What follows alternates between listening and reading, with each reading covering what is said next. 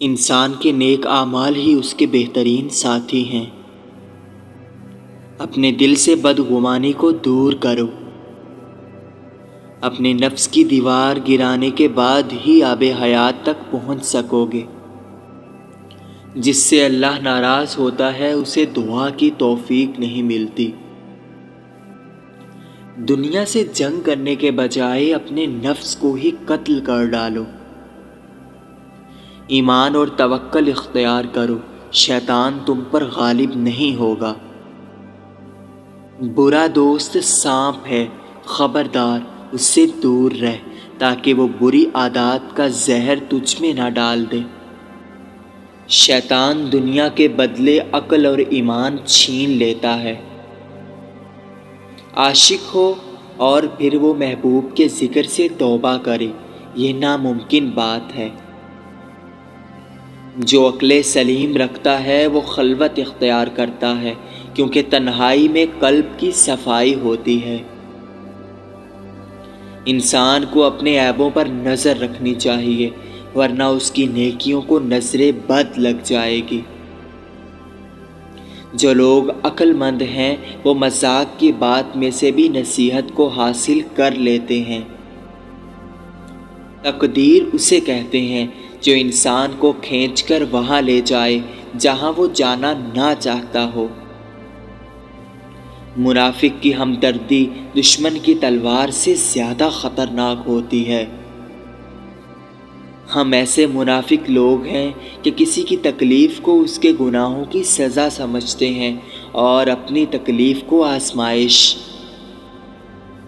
ہر وقت اپنا تن اور من صاف رکھو، کیا خبر کب اپنے رب سے ملاقات ہو جائے۔ دماغ ایک بھیڑ ہے اور نفس ایک بھیڑیا ہے اور ایمان ایک چرواہا ہے۔ اگر چرواہا مضبوط نہیں تو بھیڑیا بھیڑ کو کھا جائے گا۔ نماز پڑھتے وقت یہ تصور کیا کرو کہ تم اللہ کے سامنے سر جھکائے کھڑے ہو۔ بعض تکلیفوں اور پریشانیوں میں انسان کے لیے خیر چھپی ہوتی ہے۔ اپنے دل پر لگے زخموں کو نظر انداز مت کرو، بلکہ ان کو محسوس کرو، کیونکہ وہی تو وہ جگہ ہے جہاں سے روشنی تمہارے اندر داخل ہوتی ہے۔ اگر آنکھ کی بینائی ختم ہو جائے تو انسان رات اور دن میں فرق نہیں کر سکتا۔ اسی طرح اگر انسان کا دل اندھا ہو جائے تو وہ حق اور باطل میں فرق نہیں کر سکتا۔ اختلاف کا بڑا سبب عام طور پر تکبر اور غرور ہوتا ہے۔ خدا تمہیں پہچان لیتا ہے، چاہے تم کوئی بھی پردہ اوڑھ لو، جو تم نہیں کہتے وہ اسے بھی سن لیتا ہے۔ 1000 قابل انسان مر جانے سے اتنا نقصان نہیں ہوتا جتنا کہ ایک احمق کے صاحب اختیار ہونے سے ہوتا ہے۔ تم جتنے زیادہ خاموش رہو گے اتنا زیادہ سننے کے قابل ہوگے۔ اچھی کتابیں اور اچھے لوگ خود سمجھ نہیں آتے، انہیں سمجھنا پڑتا ہے۔ زندگی ایسے جیو جیسے سب کچھ تمہارے حق میں ہو۔ یاد رکھو، جب تک اپنی نجات کا یقین نہ ہو کسی گناہگار کا مذاق نہ اڑاؤ۔ کم ظرف انسان دوسروں سے لیا ہوا ہیرا بھول جاتا ہے، لیکن اپنا دیا ہوا پتھر یاد رکھتا ہے۔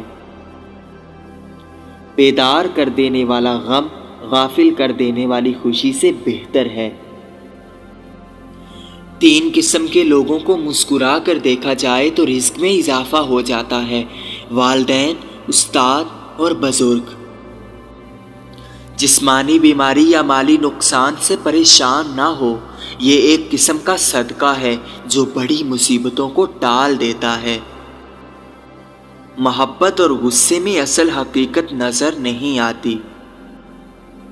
ادب کا دروازہ اتنا چھوٹا اور تنگ ہوتا ہے کہ اس میں داخل ہونے سے پہلے سر کو جھکانا پڑتا ہے۔ غم مت کرو، جو چیز آپ سے چھن گئی ہے وہ کسی اور شکل میں ضرور آپ کو ملے گی۔ لوگ خودی اور انا میں مبتلا ہیں اور روزی کی فکر میں لگے ہیں، مگر روزی دینے والے سے غافل ہیں۔ خلوص جہل کو علم میں بدل دیتا ہے اور خود غرضی بڑے سے بڑے عالم کو جاہل کر دیتی ہے۔ اپنی پریشانیوں کو بھول جاؤ اور صاف دل بنو، آئینے کے چہرے کی طرح جس میں کوئی تصویر نہ ہو۔ جو شخص اللہ کو پا لیتا ہے وہ خود کو اور دنیا کو بھول جاتا ہے۔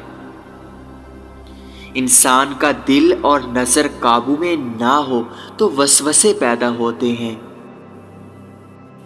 معاف کر دینا وہ خوشبو ہے جو پھول ٹوٹ جانے کے بعد بھی آتی ہے۔ اپنی آواز کے بجائے اپنے دلائل کو بلند کیجیے۔